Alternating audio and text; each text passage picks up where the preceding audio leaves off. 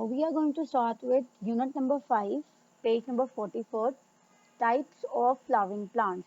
So basically when you talk about types of flowering plants, we have two major types of flowering plants. One are monocots, they are also known as monocotyledons, and one are dicots, they are also called as dicotyledon. Monocots, monocot plants have one cotyledon or one leaf, and dicotyledon plants have two leaves. If you look at this diagram on your book, then you can see that rice, wheat, and maize are the example of monocot plants, and beans, rose, and grams are the example of dicot plants. And if you do a comparison of their leaves, then you can see that on every stem, monocot has a single leaf. On every stem they have a single leaf, and if you talk about dicot, then on every stem they have two leaves, or they can have more than two. As you can see the stem, the single stem of a gram, they can have more than two leaves. So this is the main difference between monocots and dicot plants. So in this topic, basically we are going to compare a monocot and a dicot plant, and we are going to compare different parts of monocot and dicot plants. We are going to compare their seeds, stem, leaf, and flower and roots. These are the 5 parts of monocot and dicot plants that we are going to compare one by one. Comparing a monocot and a dicot, first part that we are going to compare is the seed. When a seed germinates, it produces leaves. So basically, when a seed grows, it produces leaves. Seeds of monocot plants has only one seed leaf. That basically means that if you look at this diagram, monocot seed, they have given you example of corn seed, then it has only one cotyledon. And cotyledon are basically the seed leaves because they are the food supply for the plant.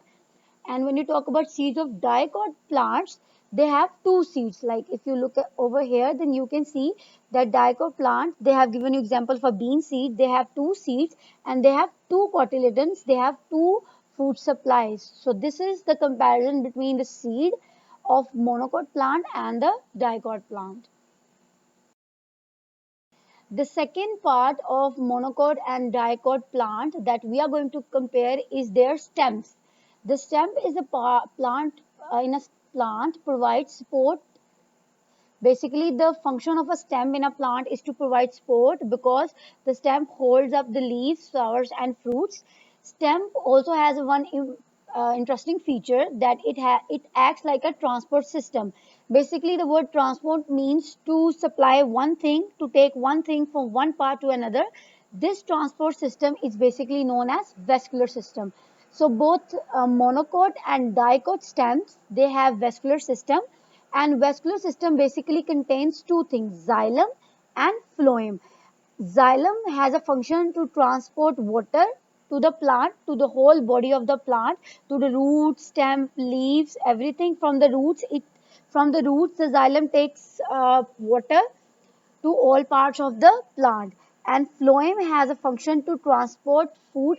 Basically, the food is made on the plant leaves, on the plant leaves through a process of photosynthesis. And when the food is made, then this phloem carries the food to the all parts of the plant. If you look at this picture, then you can see that in dicot plants, the vascular system is very well organized.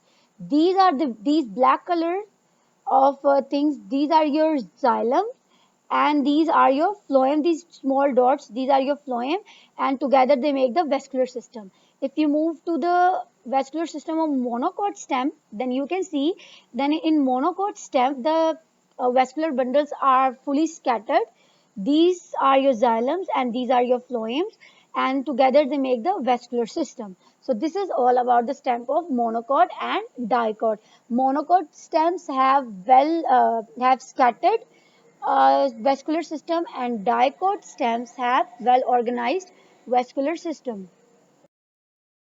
To compare is their petals. So basically the monocots, all the monocot plants, flowers, they have petals in a multiple of 3. They have number that is divisible by 3. Like they can have petals numbering 3, 6, 9, and so on. So if you look at picture of this flower, you can see this flower has 3 petals. You can count 1, 2, 3.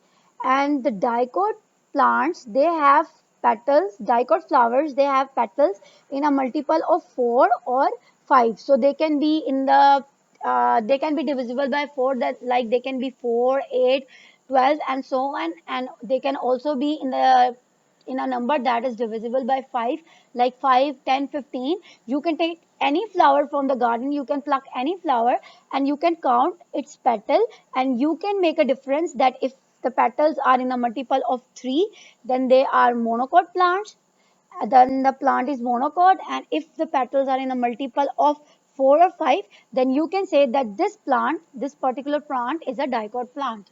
So this is all about the flower of monocot and dicot plant. Now we are going to compare the last part of monocot and dicot plant, that are roots. So basically, roots are the part of the plant that is underground, that is beneath the ground. So if you look at this picture, monocots have fibrous roots. That means the roots are further divided into sub roots and branches. And dicot plants have tap roots, that their roots, they have single roots and that are divided into sub branches. So monocot plant have fibrous roots and dicot plant has tap roots. So this is all about the comparison of monocot and dicot plant different parts.